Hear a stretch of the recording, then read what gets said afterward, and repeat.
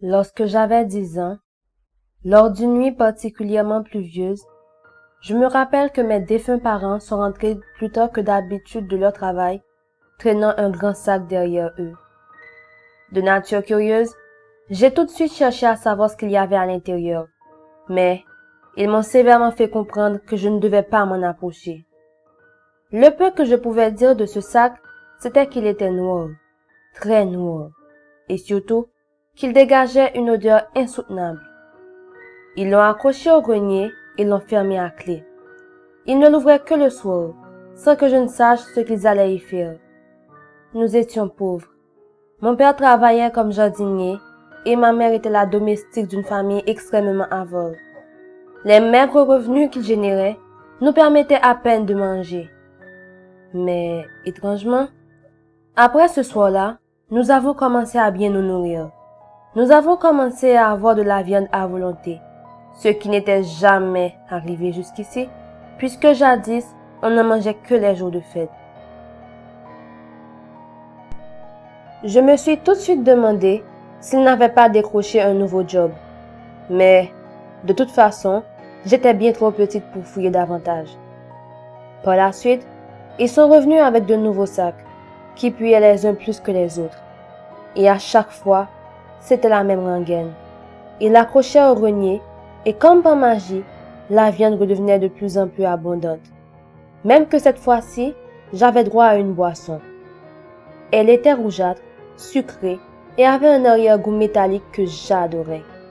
La viande étant spécialement tendre, constituait un match parfait avec cette boisson dont la texture rappelait celle du milkshake. Plus je grandissais, plus je me demandais où mes parents trouvaient autant de viande. À chaque fois que je leur demandais, ils changeaient de ton et s'énervaient. J'ai essayé de m'enlever cette question de la tête et de me contenter de profiter de ce dont j'ai été privée toute mon enfance. Mais elle revenait encore et encore dans mon esprit. Et j'ai pas tardé à avoir ma réponse lorsque la police est entrée chez moi un jour et a arrêté mes parents. Et lorsqu'ils sont allés dans le grenier, ils ont sorti tous les sacs qui s'étaient accumulés au fil des années. Je n'ai jamais vu ce qu'il y avait à l'intérieur, ni jamais su pourquoi mes parents avaient été arrêtés, car la police me jugeait trop petite pour comprendre et pour assister à un tel spectacle. On m'a ensuite placée dans une famille d'accueil où un gentil couple a pu me rencontrer et a pu m'adopter.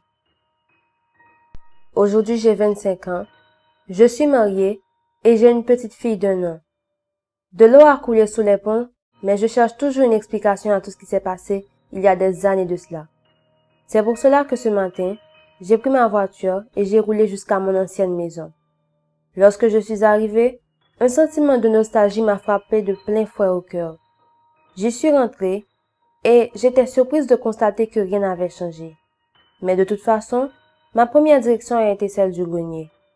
À l'intérieur, j'y ai trouvé des tas de journaux avec des titres différents mais très révélateurs, comme par exemple « Disparition de nouveau-nés dans certains hôpitaux de la ville » ou encore « Le kidnappeur a encore frappé et a enlevé cette fois-ci 2 jumelles dans l'hôpital Saint-Martin ».